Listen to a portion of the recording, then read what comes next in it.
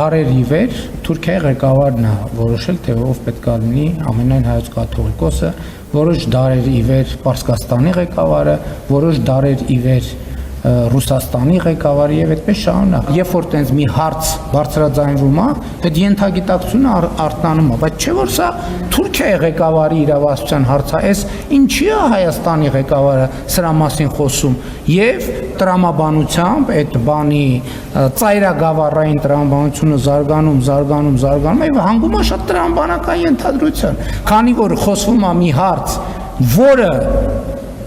դարերի ավանդույթով Թուրքիայի ղեկավարի իրավասության հարցն է, հետևաբար, եթե Հայաստանի ղեկավարը տենց թեմաներ արծարծում է, ուրեմն լիազորություն է ստացել Թուրքիայի ղեկավարից։ Ծայրագավառային տրամաբանություն։ Եվ այդ, կամ ուրիշ տարբերակով Ռուսաստանի կամ Պարսկաստանի ծայրագավառային տրամաբանություն։